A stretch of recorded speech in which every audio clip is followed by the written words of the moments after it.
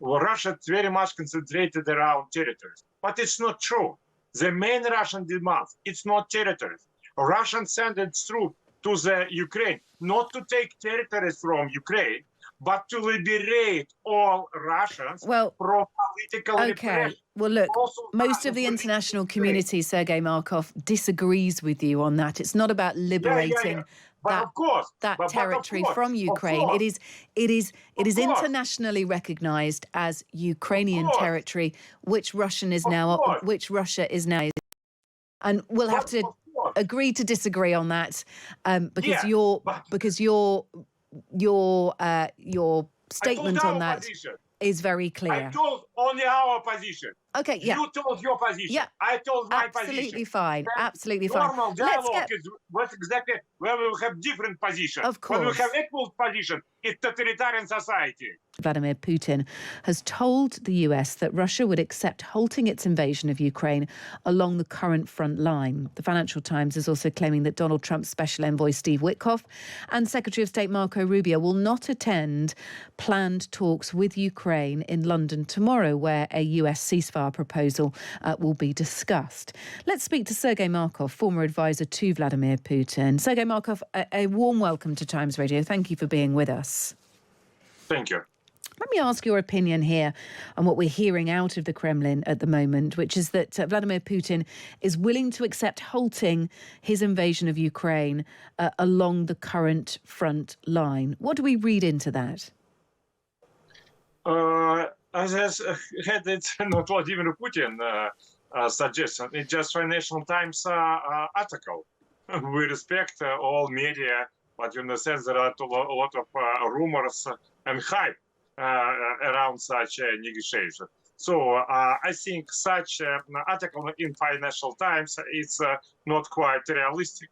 Also because it suggested that it's Vladimir Putin suggested ask United States to recognize Crimea as part of Russia, but it's not true. It was from Washington as one of the arguments. Also about neutrality of Ukraine. This article told that Vladimir Putin suggested neutrality of Ukraine, not membership of Ukraine to NATO. But it's already resolved quite a few months ago. It's done already. It's another issue it's like discussed. What it discussed is not that Ukraine should be not part of the NATO. What is discussed, how it will be jurisdictionally organized. Because Western countries suggested it should be just their political proclamations that they are not going to invite Ukraine to NATO. But Russia that should be part of the Ukrainian constitution. Okay, all right. You've said a lot there, so let's just break it down if we can for our listeners. So you are unwilling to confirm or deny, really, what we understand that President Putin has said about halting the invasion along the current front line. As you point out, this is a story in the Financial Times at the moment, and you would really want to wait and hear from the Kremlin directly, and I'm sure Putin's spokesperson will be asked about this tomorrow.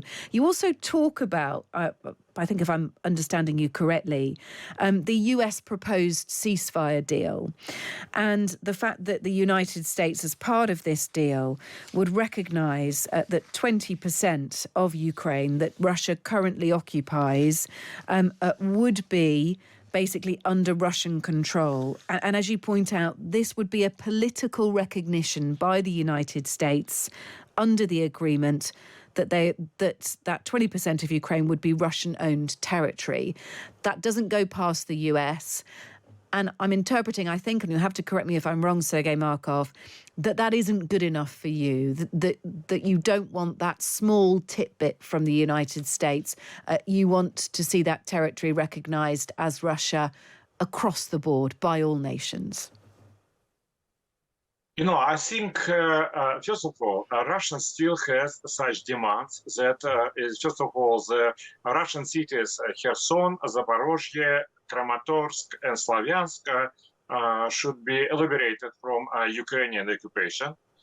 It's still these demands exist. But on another hand, the crossing of the front line on the actual front line is a natural decision, so-called Korean decision.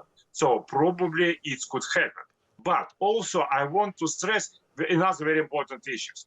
We can see from Western anti-Russian propaganda, because all Western propaganda now only anti-Russian, that Russia is very much concentrated around territories. But it's not true. The main Russian demand, it's not territories. Russians send its troops to the Ukraine, not to take territories from Ukraine, but to liberate all Russians from political repression. Well, look, Also, most of the international community, Sergei Markov, disagrees with you on that. It's not about liberating that territory from Ukraine. It is internationally recognized as Ukrainian territory, which Russia is now. And we'll have to agree to disagree on that, because your statement on that is very clear. I told only our position. Okay, yeah. You told your position. Yeah. I told my position. Absolutely fine. Absolutely fine. Normal dialogue is what exactly where we will have different positions. Of course. When we have equal position, it's totalitarian society. Of course. Okay. Look, let's again, what it means, Russia, what the Russian demand? It means stopping political repression against Russian language, stopping political repression against Orthodox Church, stopping political repression against political activists. They should be liberated from prisons. There are thousands of them. We have a list of such political prisoners in Ukraine. So it's very important part of the Russian demands. Understood. Okay, let's just return back to this US proposed ceasefire deal, because what I understand, look, this is a Financial Times article that we're talking about, Putin ready to accept halting the invasion along the front line. We did hear yesterday, in fact today actually, the Kremlin spokesperson Dmitry Peskov said Russia's ready to consider a proposal by Vladimir Zelensky to halt attacks by both sides on each other's civilian infrastructure, like energy facilities. These are both hopeful things, both hopeful statements, and I wonder if whether the facts and the details are entirely correct. We'll probably agree to disagree on, but I wonder whether both together we are starting to see a shift from Russia here and a real interest in a ceasefire deal. We had the Easter truce, but I wonder whether you think Vladimir Putin is ready to engage in ceasefire discussions, or whether you think it's important for him to continue with his war. First of all, stop your hopes about these remarks from Moscow. These remarks just play a role. Well, this is a statement from Dmitry Peskov, so I'm not giving you fake news. It isn't a hoax. Yeah. This is what Peskov has said today.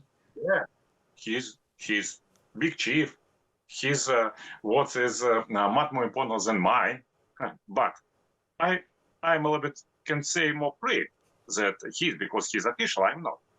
And from my point of view, it's just balance for the Moscow decision to deny Zelensky proposal for the continuation of the ceasefire, which Vladimir Putin claim for the Easter day, because ceasefire for the 30 days bad for Russia, because this ceasefire can lead to the negative military consequences for Russia, because this ceasefire will be used as previous to ceasefire, Minsk I and Minsk II agreement, as just pause for the preparation for the more bloody and intensive war.